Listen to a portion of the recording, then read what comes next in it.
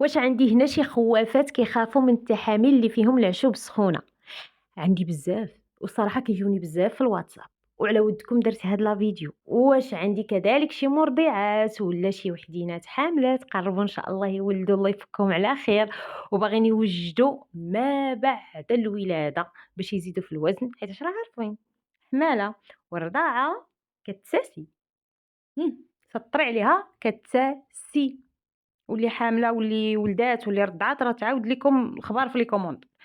غنشارك معاكم اليوم تحاميل ديال 5 العشبات. هاد العشوب كتاكليهم ديما، ما غتخافي منهم، ما غتقولي غيطلعوا لي الطونسيون، ما غتقولي لا غادي يهبطوا لي الطونسيون، ما غادي تقولي غادي يحمقوني ولا غيسطيوني. ما كاين سكران، ما كاينه ترياله، ما كاين إرجل، ما كاين كاع داكشي اختي اللي تعصبي به راسك وتقلبي عليه الا كنتي كتخافي يعني من التحاميل اللي كيكونوا سخانين. فهادو ديال 5 العشبات ساهلين ساهلين ويعطوك نتيجة اللي هي زوينة وما تخافي منهم كاع كاع كاع كاع كاع. غير طحني مزيان وغربلي مزيان وصافي، ها انتي جمعتيهم وها انتي صايبتيهم. غنوريكي حتى شنو تضيفي ليهم الا كنتي مرضع. وإلا كنتِ بطبيعة الحال حامل فما عندِك ما ديري بهاد الشي، وما كديريش أصلًا الوصفات ديال زيادة، ممنوع منعًا بتًا كليًا الوصفات ديال زيادة الوزن بالنسبة للمرأة الحامل. اللي كتقول لكم وصفة لزيادة الوزن للمرأة الحامل عرفوها كتخربق، حيتاش المرأة الحامل عندها نظام غذائي خاص بها، هي على سبة معرضة لتسمم الحمل، معرضة للطونسيون، معرضة للسكر، معرضة لبزاف د المشاكل. دونك ما عندها ما دير بالوصفات، خاصها الأكل الصحي والفواكه وشرب الماء فقط، باش ملي تجي عندي شي حاملة وتقول لي أمل واش ندير هاد الوصفة. اختي انت ما يصلحوش لك الوصفات ديال زيادة الوزن بصفة نهائية. صوبي هاد الشي وجدي لحستك، وجدي يعني هاد التحاميل حتى تولدي وتدوزي ال40 ديالك وتدوزي شهر ولا شهرين ان شاء الله من مورا سميتو شو يقول ليه الولاده ديالك وتفكي على خير، وبداي تستعملي هاد الشي باش ترجعي صحتك. سالينا صافي وفات الخبار.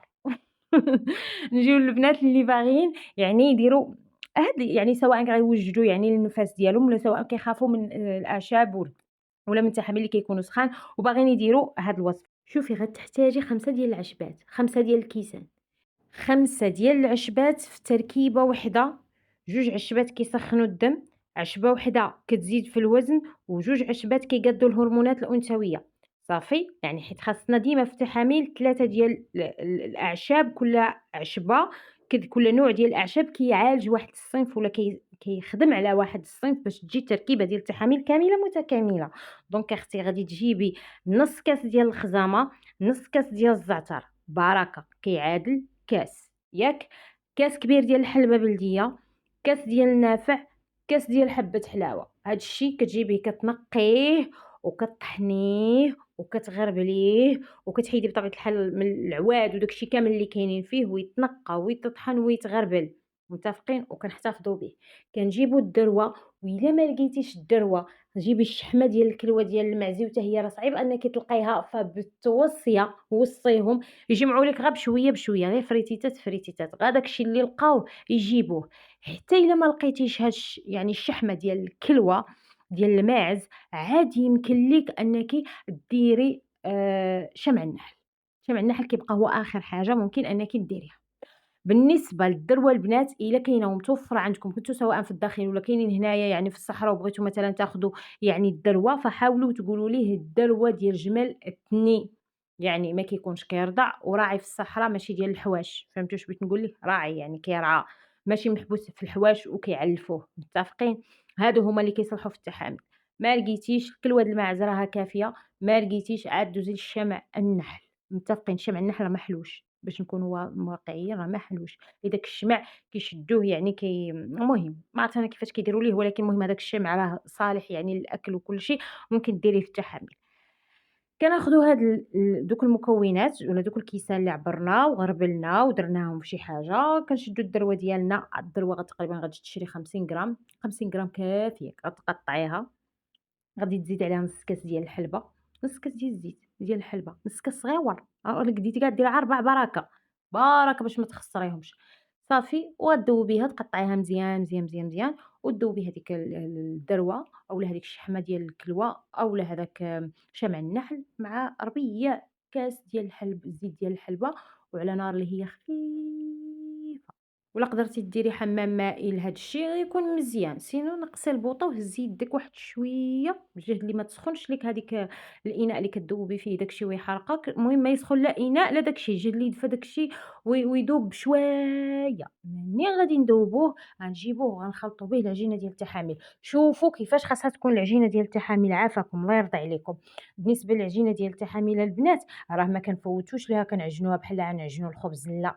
العجينة ديال التحاميل غير بحال اش غنقول لكم، كتبقاو تخويو بشوية بشوية بعدا، وكتولي لكم على هاد الشكل كترملوها، صافي أنا لقيت لكم المصطلح المناسب على سلامتي، كترملوها، كترملوها ما كتكونش يعني بحال العجينة يعني بحال تفوتوا ليها داك الزيت وديك الدرواتة ما يبقاوش يتجمعوا لكم دوك التحاميل، غيخسروا لكم ما غيتجمعوش لكم بالتالي ما غتستافدوا حتى حاجة، اللهم ترمليها بحال هكا وكتبداي تجمعي تحاميل ديالك، صافي.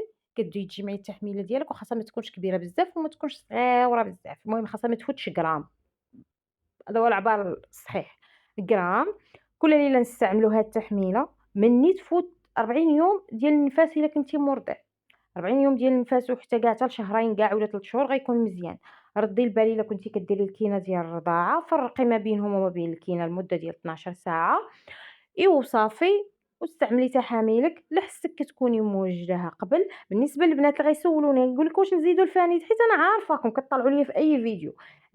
بالنسبة للمرضعات الكينة الوحيدة ولا الكينة الوحيدة اللي حتى اللي ماشي مرضعة، الكينة الوحيدة اللي ممكن أنكم تزيدوها ولا النوع الكينات الوحيد اللي ممكن أنكم تزيدوه في التحاميل هُما الكينات ديال الحلبة، بحال نوراكس، أبانات، كاينين بزاف، بزاف، بزاف، بزاف، بزاف، وأنا اللي مجربة الصراحة هو نوراكس.